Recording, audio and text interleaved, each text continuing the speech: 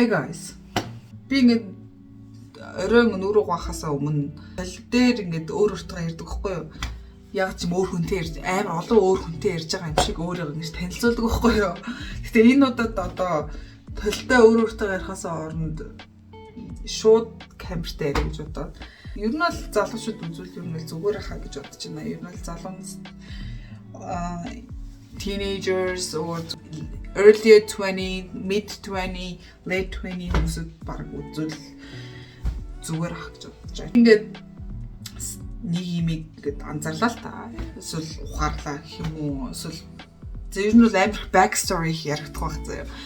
За сая 24 оны ихээр заяа. Нэг хэдэн сарын өмнө би ингээд гинт яг би толинд ингээд өөрийгөө өдөр бүр харж байгаа байхгүй. Гэхдээ яг тэр нэг моментод яг ингээд толинд би ингээд гав ганцаар байсан байхгүй. Ганцаараа ингээд толинд харсан чинь толинд байгаа маквала надад ердөөсөө таалагдаагүй. Зүрх энэ би биш байгаасаа гэж боддог байсан.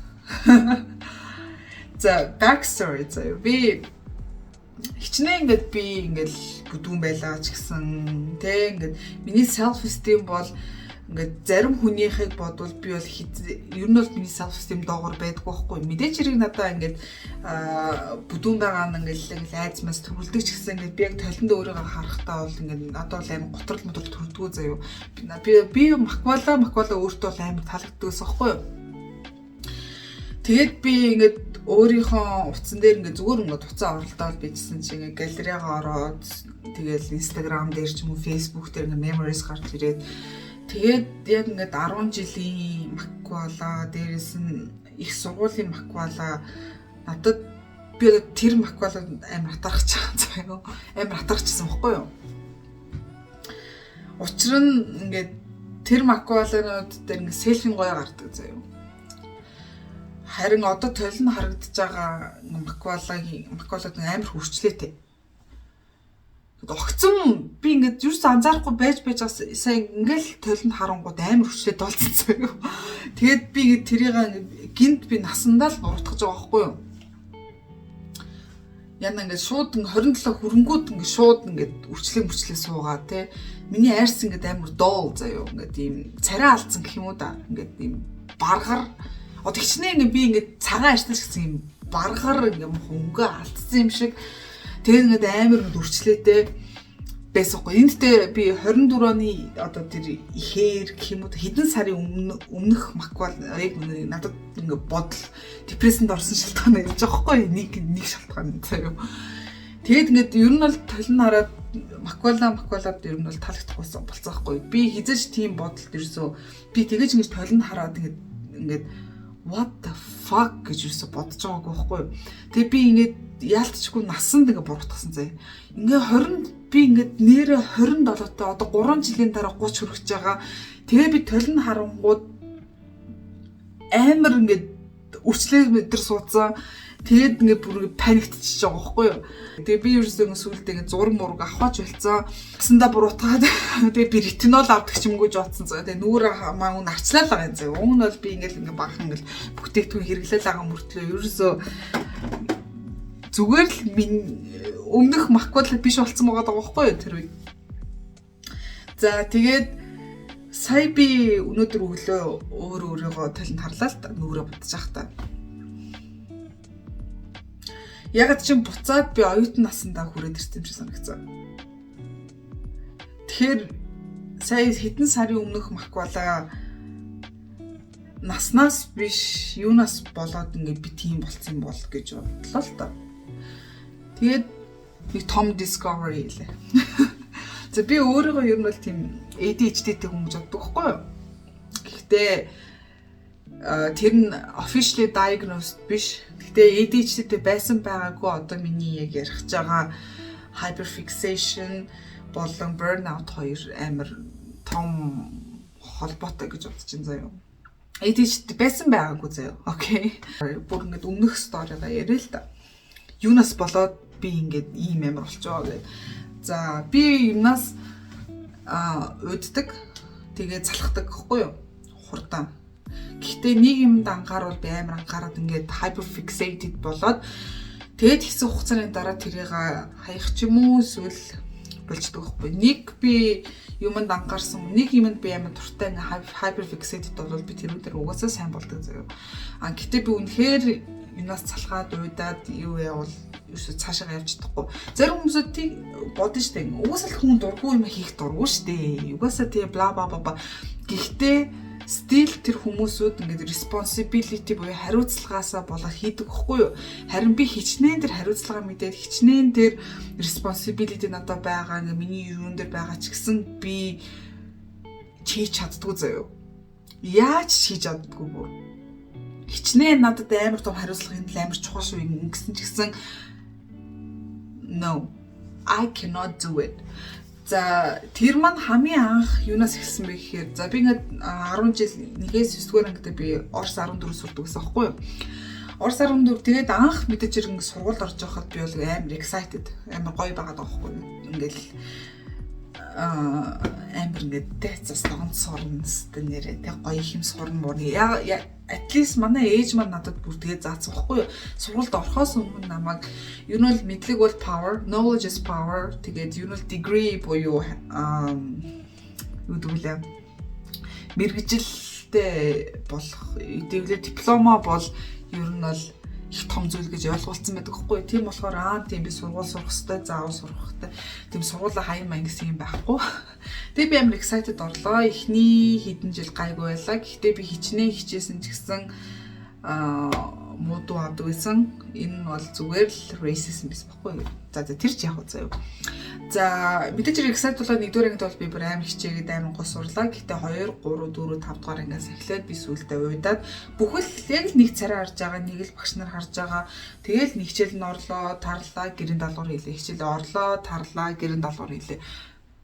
Тэгээд би бүр огцсон бүр унаад ер нь бол 7 дугаар анги ер нь бол баг 3-аас 7 дугаар анги хүртэл бол би бол зүгээр сургуульд бүр үнэхээр ямааргүйсэн заяа. Би бүр арай ч гэрийн даалгавар хийдэг байсан баг заяа. Арай ч. Гэхдээ би баг хийдэг байсан заяа.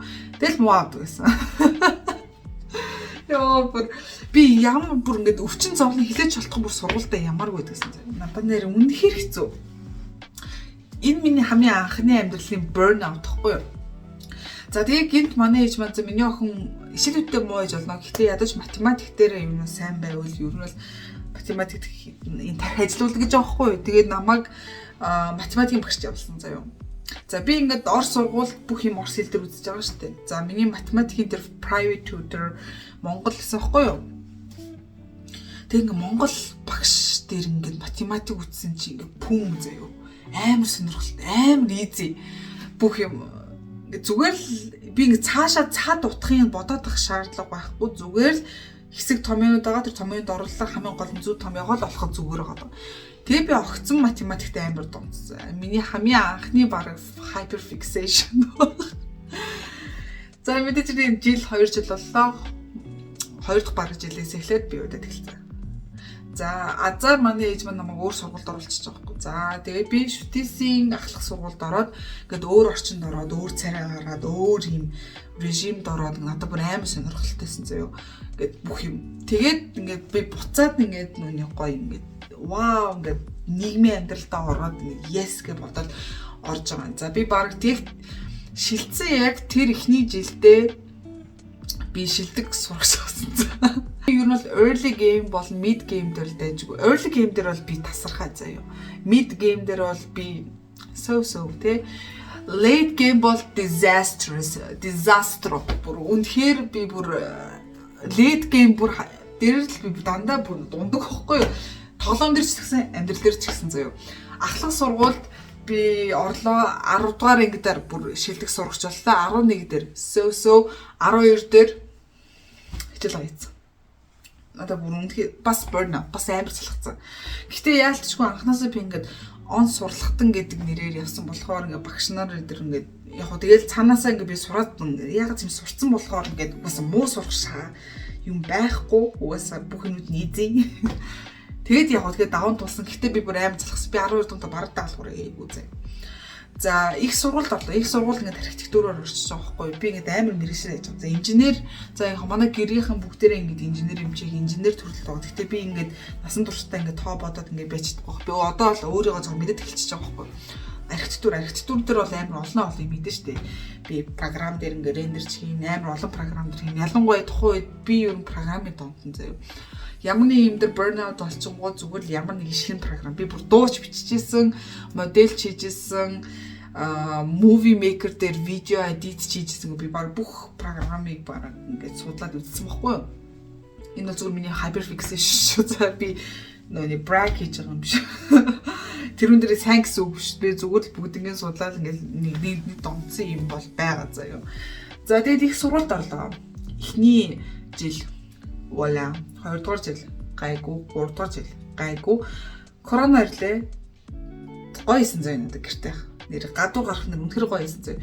Гэхдээ яг тэр шүтээсийн яг тэр 4-5 дахь жил бол ёо миний burnout бүр хамид эзэгтэй амьдралдаа тэгж ямар burnout болж байгаагүй. Би бол зүгээр төгсөөд yes би гонц төгсчлөө гэж баярлах биш зүгээр fucking hell ашгүй дууслаа гэж бодож би төгссөн заяа. Миний burnout юм уу? За одоо ингээд би ингээд шал нэг сэрээс шал өөр сэдвээр явж байгаа гэхдээ энэ хоёр холбоотой заяа. Миний хамгийн сүүлийн burnout гэхгүй. Энэ бол ажилд орох. Архитектороор ажил хийгээд мэдээж хэрэг төгсөөд ингээд мэдээж хэрэг ажил дээр гарангууд шал өөрөхгүй юу сургууль сурж байгаагаас мэдээж хэрэг режим нь би анх ажилд ороод эхний жилдээ надад бүр вау амар стресстэйсэн амар их ажилтайсан зүйл. Гэтэ ингээд амар сонирхолтой ингээд сурах юм амар их заяа. Ингээд вау тэ галаар батлуулна гэл амар гоё явжсэн заяа. Мэргэжлийн хяналтаар батлуулна. Экспертиз гэдэг чинь бараг монголоор орж байгаа. Амар сонирхолтой миний ажиллаа хийж байгаа эхний тэр жил бол зүгээр вау супер гэсэн заяа. За 2 дахь жилээс нөгөө нэг коси чинь хэлсэн байхгүй юу? Коси гэж сөв гэсэн үг шүү. Сөв зөө миний mid game сөв болчихж байгаа байхгүй юу? За нэг шинэ төслийн эхлээ яг л нөгөө нэг юугаар явлаа.